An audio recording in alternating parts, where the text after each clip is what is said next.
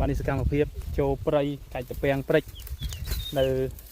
สำหรับบางคนยังจีได้นะจีได้ไม้ไทยคือจะโบtập bèn prey បើខេតបងប្អូននៅក្នុងនឹងថាមានអត់ទេក៏ប៉ុន្តែនៅខាងខ្ញុំនេះសបោបងប្អូនបាទដូចឧត្តរមានជ័យព្រះវិហារពីមានជ័យមានបងប្អូនសបោបាទដោយសារទឹកដីនៅខេតខាងនេះគឺសបោ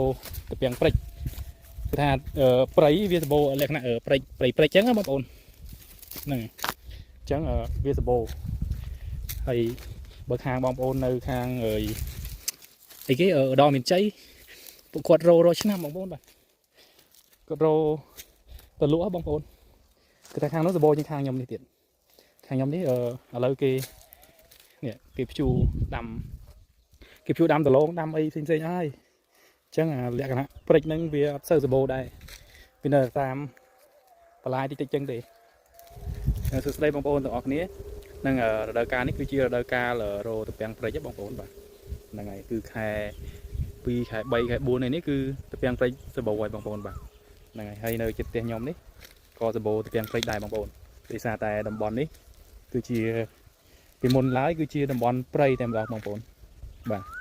ព្រៃវាមានព្រៃព្រិចព្រៃអីចឹងណាហើយសម្រាប់បងប្អូនដែលចង់បានតាពាំងព្រិចគឺទល់តែមានព្រៃហើយមានដើមព្រិចបាទលក្ខណៈថាព្រិចហ្នឹងវាស្រដៀងនឹងអាស័យដែរប៉ុន្តែវាតូចៗបងប្អូនបាទហ្នឹងហើយអញ្ចឹងថ្ងៃនេះខ្ញុំមកធ្វើសកម្មភាពដើរកាច់តាពាំងព្រិចឲ្យបងប្អូនទស្សនាបាទហ្នឹងអញ្ចឹងទៅទស្សនាទាំងអស់គ្នានេះបងប្អូនបាទវាព្រិចគឺវាដោះតាមអញ្ចឹងបងប្អូនបាទគឺជាប្រភេទដើមព្រិចទៀបមិនមែនជាដើមអាស័យទេបងប្អូនបាទនេះបាទបងប្អូនទស្សនាទៅពាំងព្រិចនេះក្នុងចឹងថាមួយឆ្នាំអញ្ចឹងគឺថាមានតែម្ដងទេបងប្អូនបាទហើយរដូវកាលដែលមានគឺក្រោយពីការឆេះព្រៃហើយបងប្អូនបាទក្រោយពីការឆេះព្រៃហើយអញ្ចឹងពាំងព្រិចវាចាប់ដើមលាស់មកហើយបងប្អូនបាទហើយបើសិនជាយើងមកកាច់អត់ទាន់ទេគឺវាហើបែបនេះបងប្អូនបាទនេះគឺវាហើទៅជាដើមតាពាំងដើមរស័យដើមព្រិចនេះបងប្អូនបាទហើយបើសិនជាយើងចង់កាច់ឲ្យទាន់ហើយឆ្ងាញ់តែម្ដងគឺនៅពេលដែលឆេះព្រៃហើយចាប់ដើមមានភ្លៀងអីអាហ្នឹងគឺយើងមកកាច់ទៅអាហ្នឹងអូអាស័យសំទោសបងប្អូនគឺតាពាំងវាល្អបងប្អូនបាទពាំងវាល្អហើយផ្អែមមានតែនៅតំបន់ដែលមានព្រៃលក្ខណៈព្រិចអញ្ចឹងឯងបងប្អូនបាទបើថាព្រៃធម្មតាអីអត់អាចមានទេតាពាំងព្រិចហ្នឹងបងប្អូនបាទហ្នឹងហើយនេះបងប្អូននេះឃើញទេអានេះអត់ធ្វើល្អទេបងប្អូនវាចង់ហើអស់ហើយបាទវាចង់ហើអស់ហើយហ្នឹងហើយដោយសារតែយើងក្រនិយាយមិនមែនក្រយើងយូរបាទយើងមកកាច់វាអត់តាន់អញ្ចឹងបាទកាច់វាអត់តាន់វាទៅជាហើខ្លាយទៅជាដើមរឹងអញ្ចឹងយើងញ៉ាំអត់កើតទេអញ្ចឹងអានេះដូចថាអានេះវានៅខ្ចីមកពីនេះអញ្ចឹងយើងកាច់យកត្រឹមនេះមកយើងដើម្បីយើងយកទៅធ្វើម្ហូបអាហារយើងអាចយកទៅឆ្នៃចេញជាជ្រក់បងប្អូនបាទសម្រាប់មុខម្ហូបដែលពិសេសតែឆ្ងាញ់បំផុតគឺជ្រក់តែម្ដងគឺជ្រក់តាពាំងព្រិចហ្នឹងបងប្អូនបាទបងប្អូននៅខាងណាខ្លះដែលមានតាពាំងព្រិចហ្នឹងបាទហើយបានដើរកាច់រាល់ឆ្នាំទេបងប្អូនបាទសម្រាប់នៅខាងខ្ញុំនេះមានរាល់ឆ្នាំក៏ប៉ុន្តែគាត់ថាបងប្អូននៅខាងនេះ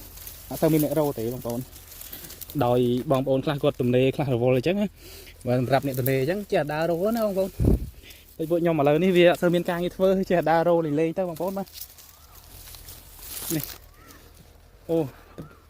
ពាំងព្រិចយ៉ាងច្រើនដែរបងប្អូនក៏ប៉ុន្តែវាហើអស់វាคล้ายទៅជាដើមរឹងអស់បងប្អូនក៏ប៉ុន្តែយើងអាចកាច់វាមកបានទេដោយសារតែវាមាននៅកន្លែងខ្លះវានៅលាស់ខ្ចីនៅគល់ខ្ចីអញ្ចឹងយើងអាចកាច់វាមកបានបាទនេះបងប្អូនអានេះសិតតែដើមព្រិចហើយហ្នឹងគាត់នេះហ៎អញ្ចឹងបើចង់ញ៉ាំតាពាំងព្រិចតតែមានដើមព្រិចហើយតើវាមានលាស់តាពាំងមិនយើងអាចកាច់វាយកទៅធ្វើម្ហូបអាហារបានបងប្អូននេះតែនេះវាហើអស់ហើយលាស់តែជាស្លឹកអស់ហើយនេះលែងមានតាពាំងស្ដាយមកអត់ទាន់បងប្អូននេះអ្នកជំនាញមកកាច់រងថ្ងៃបាន 2-3 គីឡូផ្ញើឲ្យមិត្តភក្តិអស់ហើយពុកម៉ែបងប្អូននេះមកកាច់តាពាំងព្រិចធម្មជាតិកំពុងដល់ខែសបោនេះខ្លះអានេះមកអត់ទាន់យើងអស់ហើយ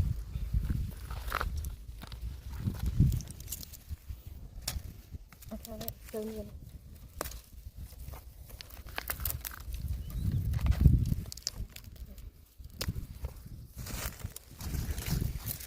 ชีวิตเนี่ยสลายจะกล้าเนี่ยnó trôi prey mà nè trôi prey trong rong ngay mà cạch tiền prey làm việc em nhanh nhanh cả tay sọc nhớ để tiền sọc nhớ như áp chân em để tiền prey tiền prey thì sọc nhớ ấy lấy cái cung bay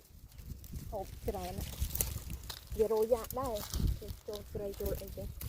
mình trôi tê mà em ôn nàyจะปลาให้มันจับจุ่ม เปลี่ยนประเด็นเนี่ยอันนี้คือเราอ้อยบางโป้เนี่ยนี่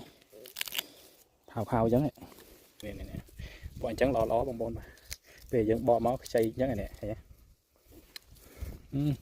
ไอ้ปอดตะเปียงนั้นใบไผ่คลายหรือมัวคลายไอ้ตียำtớiอ้อยจะสโลเปิดชิโร่ให้ยำอ่ะชิงไงนะบางโป้เอ้ยเฉียดมองจะรู้ว่าปวดตะเปียงสอกตะเปียงทมๆấyอดช่างโดยตะเปียงหนึ่งตีจังช่างหน้าบางคนเนี่ยแต่รอให้บางคน